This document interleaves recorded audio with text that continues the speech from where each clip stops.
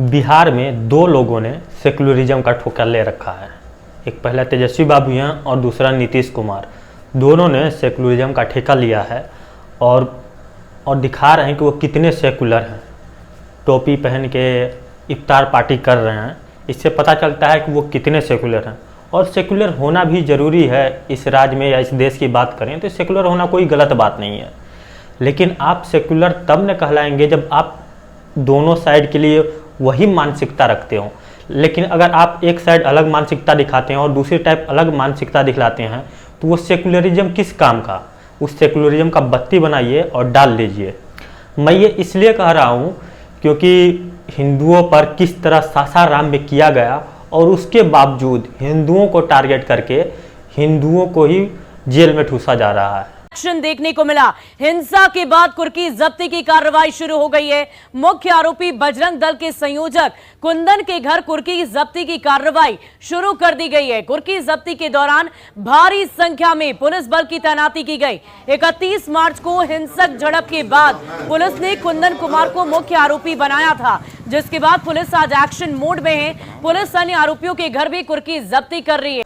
और इधर नीतीश बाबू और तेजस्वी बाबू एक बोर्ड में लिख के बड़ा सा पेपर बोर्ड लगा के अपने ट्विटर पे शेयर करते हैं कि हमने शाम को 6 बज के कुछ मिनट पर इफ्तार की पार्टी रखी है, आप सभी आमंत्रित हैं, आ सकते हैं।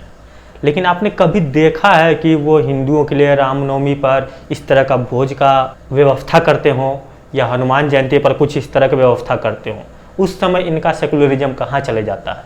जब हिंदुओं की बात आती है तो सेकुलरिज्म अलग साइड में कोने में कहीं दुबक जाता है, लेकिन जब मुस्लिमों की बात आती है तो इनका सेकुलरिज्म बाहर निकलता है, फव्वारे की तरह बाहर निकलते लगता है। जानते हैं क्यों? क्योंकि वोट बैंक की राजनीति है, ये सेकुलरिज्म नहीं है।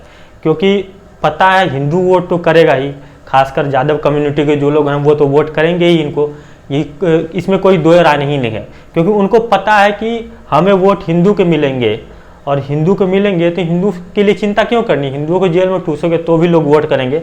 इसलिए हम मुस्लिमों का वोट लेने के लिए इस तरह का दिखावा कह लीजिए या जिस तरह की कार्रवाई हो रही है अभी सासाराम और बिहार शरीफ में, नालंदा में, वो इसी पर कहीं ना कहीं आधारित है, वोट बैंक पर ही आधारित है। जिन 6 लोगों को ने बम बनाते समय बम जिसके घर में फट गया उसकी गिरफ्तारी नहीं होती है, या गिरफ्तारी भी होती है तो उससे पूछताछ नहीं होता है कि आपने ये बम कहाँ से लाए, ये असला कहाँ से लाया, ये सब चीज़ें कैसे करी, उसके बारे में बात नहीं की जाती है। बात इसके बारे में की जाती है कि एक हिंदू संगठन का, बजरंग दल का व्यक्ति है, उसके घर पे कुर्की जब्ती स्टार्ट कर दी जाती है। जल्द ही बिहार बंगाल के राह पर अग्रसित है। आने वाले कुछ सालों में अगर ऐसा ही चलता रहा तो बिहार जरूर बंगाल बन जाएगा। और बजरंग दल के संयोजक कुंदन कुमार को मेन आरोपी बताया गया है और इस केस में मेन आरोपी भी बनाया गया। बताया जाता है इन्होंने पत्थरबाजी शुरू की, इसी तरह का कोई केस डाला होगा इन्होंने। जब इनके ऊपर बिहार पुलिस एक्शन ले रही है तो कुछ न कुछ इन्होंने करा होगा। मेन एक्यूज के रूप में इन्हों को पकड़ा गया है। बोला गया जब इनके घर पे कुर्की जब्ती होने लगी तो इन्होंने सरेंडर कर दिया। लेकिन जो उसी के आदमी का नेता कहता है अरे मुसलमान जो युवा थे वो बम अपने सुरक्षा के लिए बना रहे थे और वो बम फट जाता है। सुरक्षा बनाते बनाते ही सुरक्षा इतनी टाइट होती है कि बम फट जाता है और उस पर न्यूज नहीं बनता बिहार में, बस वो वहीं पर रह जाता है। उस बारे में तेजस्वी बाबू बात नहीं करते हैं। लेकिन जब क्या कहते हैं इसके बारे में बात होती है, हिंदू संगठन के किसी व्यक्ति को पकड़ने के बारे में या कार्रवाई करने के बारे में, एक तरफा कार्रवाई करने के बारे में, तो इस तरह की चीज़ें होती है। और तेजस्वी और नीतीश दोनों मिलकर ये दिखाना चाहते हैं कि ये लोग मुसलमानों के सच्चे सेवक हैं। इनके दादा पिता, उनके पिता मुसलमानों की सेवा करते आए हैं। और इस देश पर पहले भी मनमोहन सिंह कह चुके हैं कि सबसे पहला अधिकार मुसलमानों का है।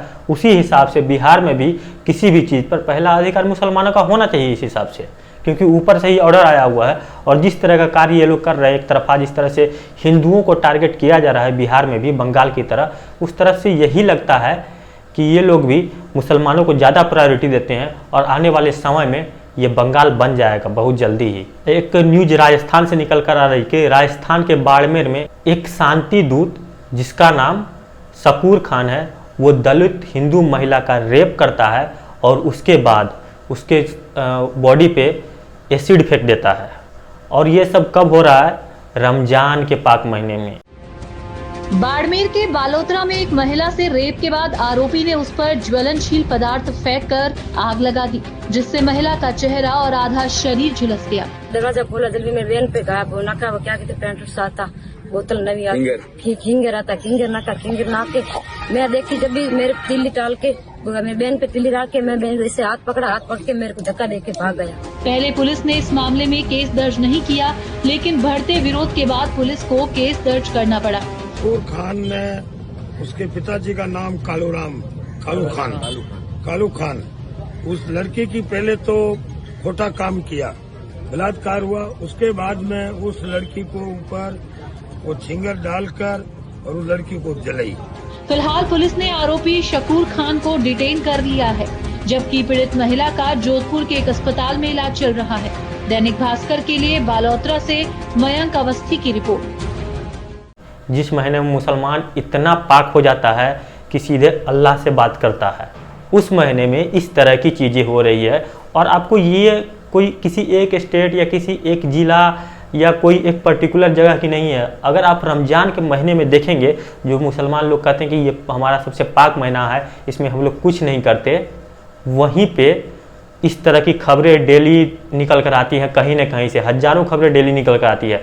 आप हज़ारों खबरें तो नहीं पढ़ सकते, लेकिन कुछ खबरें जो हाईलाइट हो जाती है वो आपको पता चलता है, बाकी दबा दिया जाता है। और रमज़ान के पाक महीने में ये सब हो रहा है। और उन लोगों के विचार देखेंगे रमज़ान के पाक महीने में, मौलानों के, तो इस तरह का भाषण छोड़ेंगे, इस तरह की बातें करेंगे कि मुस्लिम रमज़ान के पाक महीने में कुछ नहीं करता, यह अल्लाह का बंदा है। इस तरह की बातें की जाती है। और शांति दूत यहाँ पर एक महिला, हिंदू दलित महिला का रेप करता है, उसके बाद एसिड भी छिड़क देता है।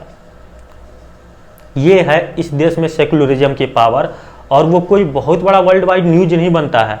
अगर कोई ऐसा हिंदू किया होता, अगर इस तरह का जो कृत्य किया गया, अगर कोई हिंदू नाम का व्यक्ति किया होता, अब तक ये इंटरनेशनल न्यूज बन गया होता। देश विदेश से इस पर प्रतिक्रियाएं आनी शुरू हो गई होती। ये देखिए हिंदुओं का इकोसिस्टम कितना छोटा है। बस इस देश में भी सही से इस न्यूज़ को पब्लिश नहीं किया गया, लोगों तक नहीं पहुंच रहा है। लेकिन देखिए एक मुस्लिम या इस सेकुलरिज्म जो इकोसिस्टम है वो वर्ल्ड वाइड है। एक छोटी सी न्यूज़ को वहाँ तक पहुँचा दिया जाता है। न्यूयॉर्क टाइम, द गार्जियन, इस सब में अगर ऐसी होती तो ये सब लिखा जाता, आर्टिकल, इस पर बड़े बड़े आर्टिकल छप जाते और कहा जाता भारत में मुस्लिम अंडर अटैक है, मुस्लिमों बेतहाशा जुल्म ढाए जा रहे हैं। इस तरह की बातें होने लगती इंटरनेशनल मीडिया में। और उसी इंटरनेशनल मीडिया को ये नज़र नहीं आता कि चीन में मुस्लिम किस हालत में, उइगर मुस्लिमों का क्या हाल करके रखा है चीन ने। लेकिन आप किसी भी चीज़ पर वहाँ के मुस्लिमों के बारे में आर्टिकल नहीं देखते हैं चीन के बारे में। ऐसा क्यों? बंगाल में बीजेपी के प्रवक्ता या बीजेपी के जो नेता हैं वो आरोप लगा रहे हैं कि 4 महिलाओं को जमीन पर रेंगते हुए टीएमसी ऑफिस तक ले जाया गया। जानते हैं क्यों? क्योंकि उन्होंने बीजेपी ज्वाइन किया था।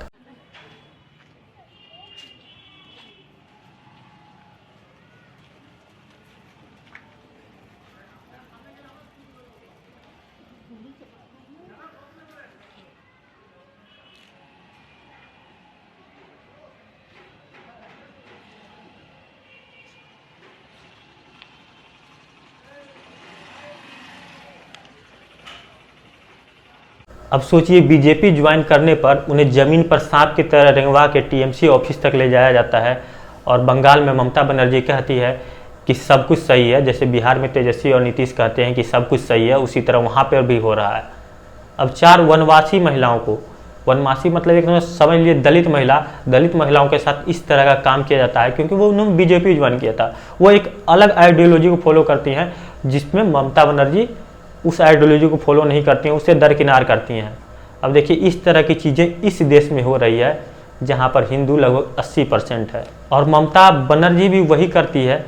अब तो बंगाल के बारे में मुझे नहीं लगता है कि आने वाले समय में लोग बात करना चाहेंगे क्योंकि वहाँ पर ये सब चीज़ें कॉमन हो गई है। लोग डेली न्यूज़ पढ़ते हैं कि इस तरह की चीज़ें, इस तरह की वारदातें डेली होती रहती है कुछ ना कुछ हिंदुओं के खिलाफ। तो लोगों को लगता है चलो यार ये एक दिन का काम थोड़ा, ये हर दिन होता है तो ये कॉमन हो जाएगी।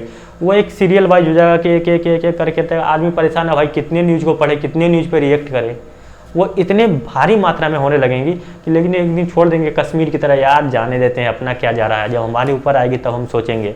और बिहार भी उसी राह पर कहीं ना कहीं आगे बढ़ रहा है। आप क्या सोचते हैं इन मुद्दों पर? अगर आपकी कोई राय या कोई विचार है तो आप कमेंट के जरिए हमें दे सकते हैं। ये वीडियो अगर आपको पसंद है तो वीडियो को लाइक कीजिए, अपने दोस्तों के साथ शेयर कीजिए। अगर आप हमारे चैनल पर नए हैं तो चैनल को सब्सक्राइब करना बिल्कुल मत भूलिएगा, क्योंकि ये बिल्कुल फ्री है।